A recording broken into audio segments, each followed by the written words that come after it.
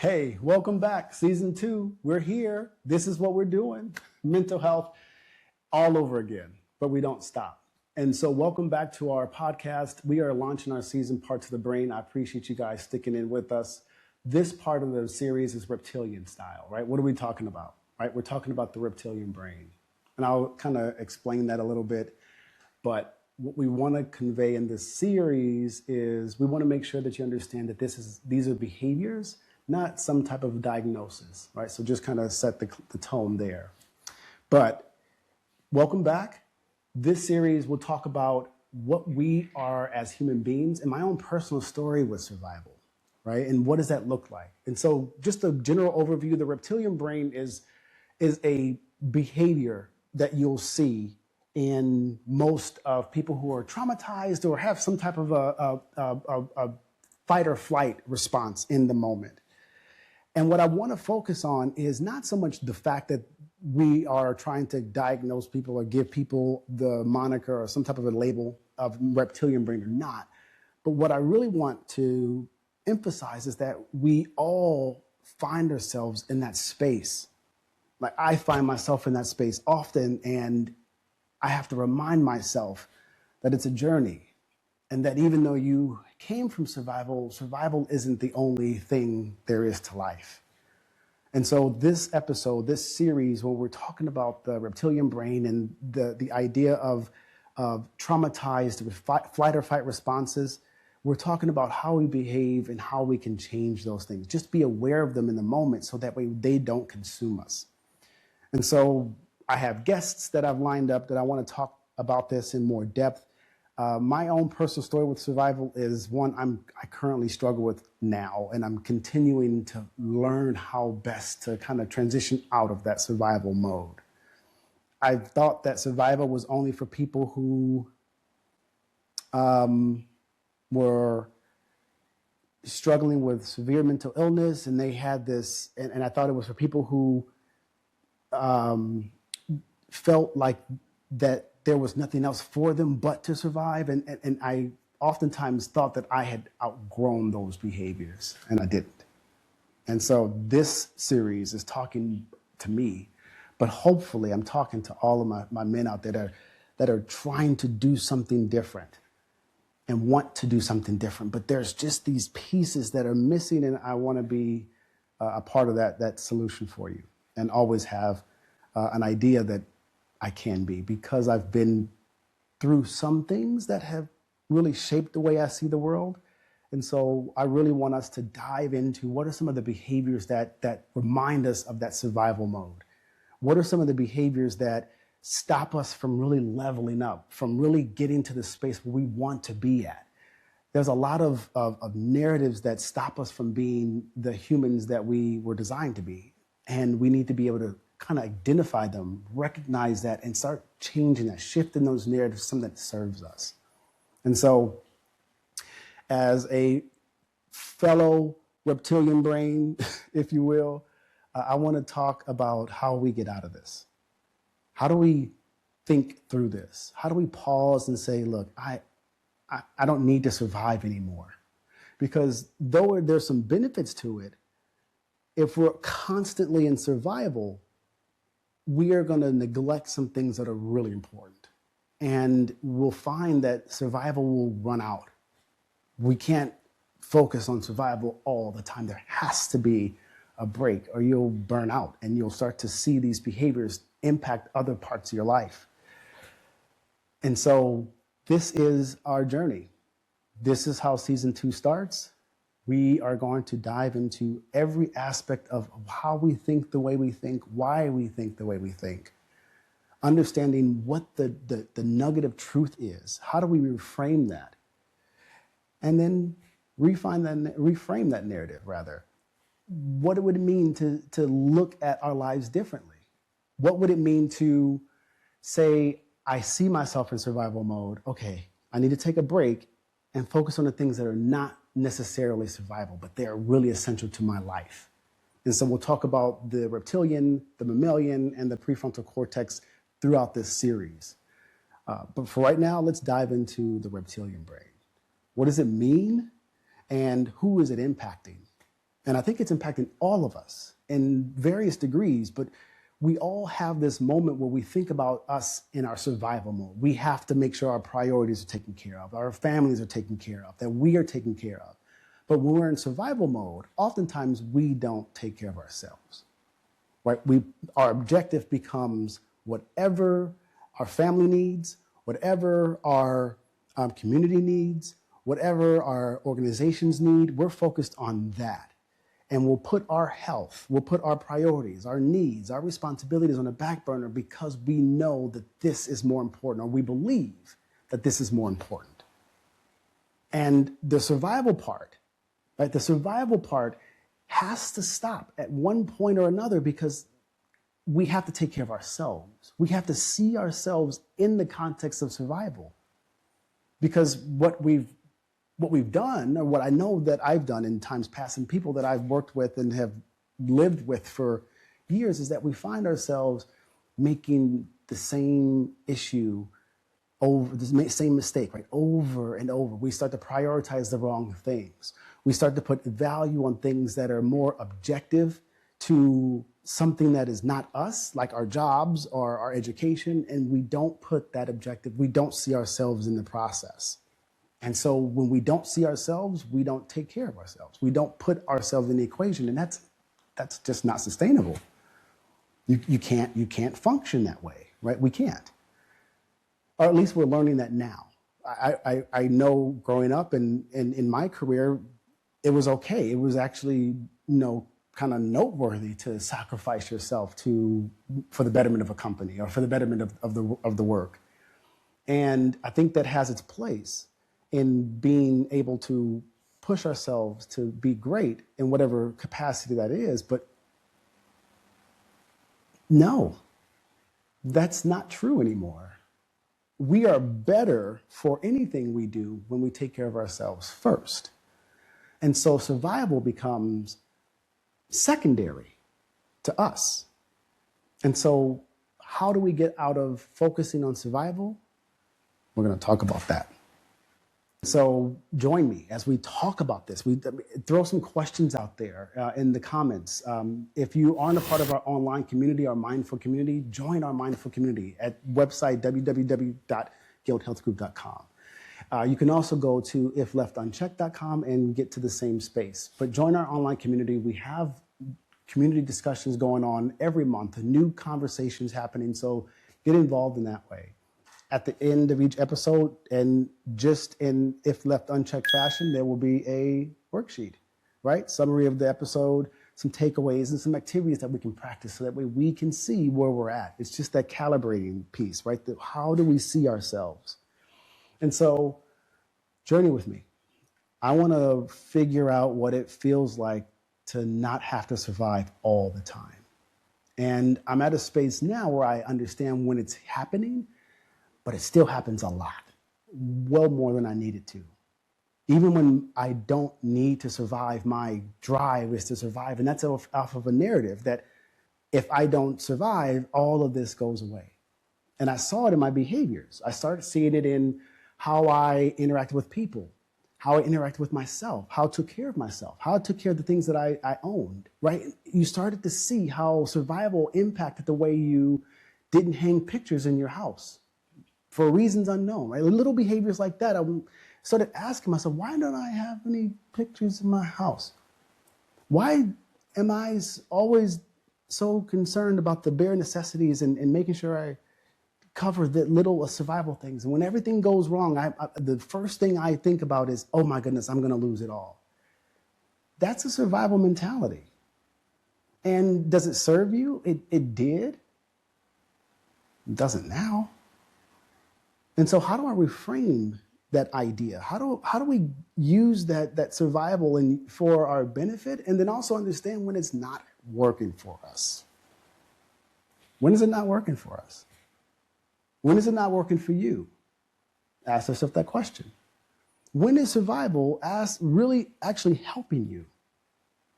Right? We're going to dive into a couple of stories from my own personal growth and what I'm doing right now. Like, the reason why this episode came up is because I was in therapy in a group session, and I'm sitting there and you have all these professionals just around the room, and there's just like this, you're just like, dude, this heavy hit, these big names, right? And these the people that you respect, and we're talking about mental health, and we're talking about what does it mean to be a man growing up, and what does it mean to lead, and all of these things, and I broke down, in front of like 12 guys. I'm like, I feel like I'm struggling. I don't know what to do.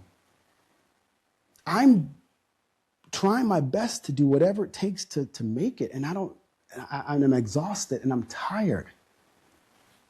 I feel like every decision is weighted so heavily against me. I'm overwhelmed.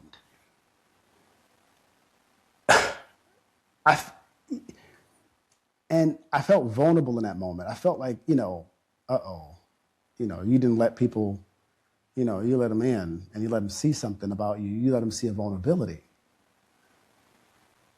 I felt vulnerable, and I had to, because I felt like I wanted to get better. I knew that if I went to a session like that and I just held my peace and I didn't say anything and I left that session, did I really use it? Did I maximize that opportunity to learn how to get better in my own personal life, or just how to see the world differently? And I struggled. But in that moment, I felt like 2 inches tall, because I felt like everybody knew my secret. That imposter syndrome just started flooding in. I had these doubts that I said the wrong thing, or maybe there's people in here that I would love to work with, and now they're not going to want to work because they're like, this guy is, right?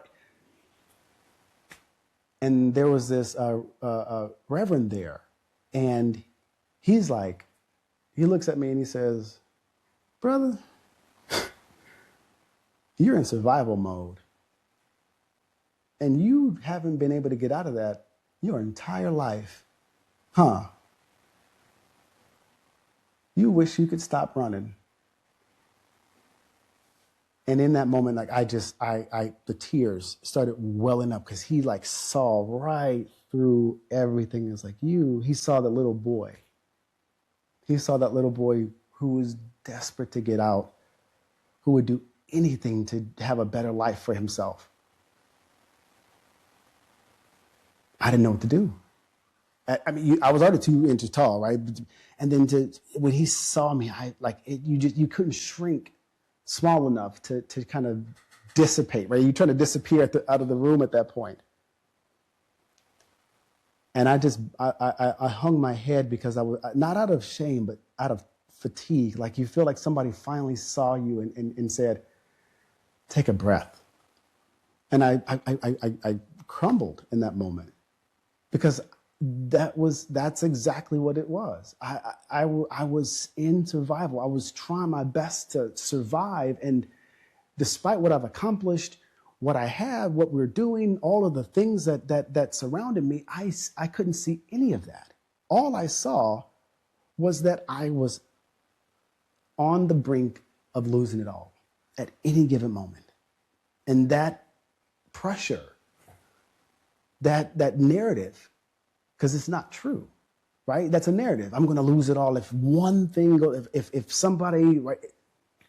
And so I operated from that narrative. When he saw me in that moment, it did 2 things to me. One, it gave me a level of reprieve. I felt this exhale, like somebody saw me. But then I realized,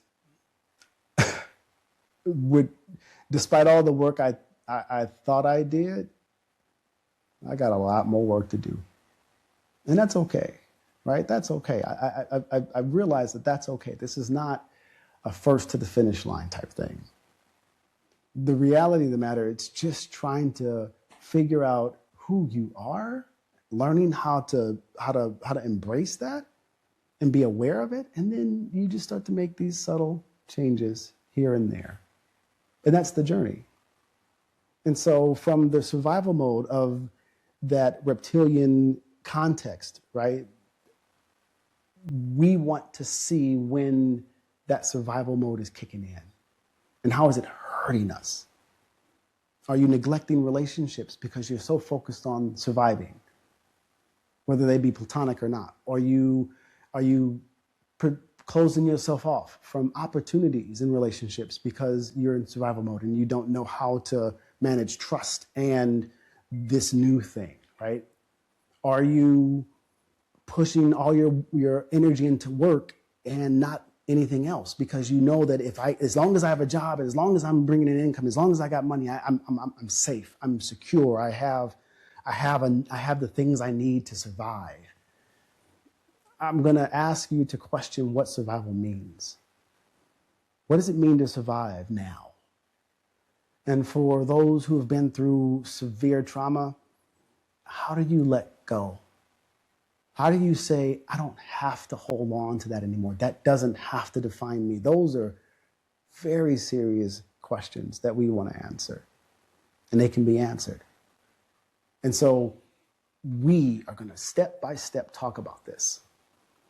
I am not by any stretch of the imagination in a position to say, oh, I've done this, I've mastered it, and here we go, I'm going to tell you everything you need to know about it. No, what I'm going to tell you is that I struggle with it too, and I want better for myself. And I know for a fact that I can do better. And just as I can do better, there's no reason why what is that, right? That's absurd, right? And so then what's good for the goose is good for the gander. So if I grow, as we grow together, we learn and we share ideas. The first idea I want to share with you is defining survival. What does that mean? Are you surviving? And if you're in survival mode, are you doing a good job at it? Is it serving you? Is it helping? Is it making your life full, rich? Is it giving you the peace that you want? Is it giving you the balance, the joy, the all? Is it working for you? If it's not working for you, keep listening. We're going to question it. Every single step of the way, we got to question those narratives and see what they really mean and if it works for you. Survival doesn't work for me. I'm not present with my daughter. I'm not present with my son. I'm not giving time to my relationships, my marriage, my company. I'm so focused on survival. I'm taking energy from all of the things that matter most to me and putting it into something that really doesn't, because I don't need to survive anymore. And the big takeaway is I never really had to survive. That part, I didn't have to. We have to know how to build capacity within ourselves. You don't have to survive. Life is not designed for you to survive. You are supposed to enjoy this experience. You are supposed to have peace. You're supposed to have joy. These are things that we should be experiencing more often than not. And so the world shapes us, right? Experiences shape us. Trauma of any sort shapes us. It distorts the lens that we see through. How do we reframe that? If you're in survival mode, when you're aware of it, I see. It's funny, I've never hung pictures in my place. And it's, just weird, and I've asked my therapist about it, and I started asking myself, why are you what do you mean? Why are there no pictures hanging? And I did some thinking and realized, and it came down to the fact that I was afraid that I was going to lose it all, and I didn't want to have to take the pictures down. You see, survival will force you to adjust the way you engage the world around you, and you don't even and that's just a small example of how it can play out in your life. But what about if you don't show up for a job opportunity because you're so afraid that, that's not going to go well, and it's going to put you in a space where you don't survive and you just don't even go? Or there's an opportunity for you to meet somebody or to do something different, and you, out of survival, you push things away, right? Because you don't see yourself. You just see how you survive, and that doesn't fit in that mold. So let's be cognizant of that. What are those behaviors? And so that's really what we want to get to, is where is it stopping us from enjoying the life that we're supposed to have? Like, where is it doing that? If it's working for you and you're surviving and you're doing all that, great, man. Great, share it with me. How is survive? But I have a belief that it gets tiring after a while. It did for me. It continues to get tiring. I'm tired right now. No, but I want us to get over this. I want us to be there's nothing to cure here. There's just something to be aware of. When am I in this survival mode and when am I not? Is it working for me or is it not? If it's not working for me, what is the narrative that I'm operating off that makes me believe that this is going to help me in some shape, form, or fashion? And then can I reframe that? That's what we're going to talk about. And so I'm not saying you have a snake up here, right? Like that's not what we're talking about. We're not talking about there's a primate inside of your brain and it's messing with your synapses. It's not, none of that. What we're talking about is that there are behaviors that are helping us miss out. And whether it be trauma informed, whether it just be experiences, whether it be biases, whether it be just the fact that we don't know. Sometimes we don't even know we're in survival mode until somebody says, hey, I see you. You're in survival mode, aren't you? You can't stop. And so I want us to talk about that. And so like, subscribe, share, email, all of that, all of those things, do them twice, right? So that way you can make sure it's done. And then that way you don't have to worry about it. And in the meantime, check us out next week. And we're going to talk about how I found out about survival and how I'm dealing with it. What am I doing right now to kind of help me shave off, right, some of those old narratives, those old behaviors that I've used to help me get out of that bad situation, those terrible situations that are they're no longer serving me now. So thank you for your time. Be kind to your mind, right? That's the first part. Like, subscribe, all that kind of stuff, but just be kind to your mind. We will see you next week. Thank you for tuning in. This is If Left Unchecked. I'm your host, Jason Gillette. See you next week. Bye now.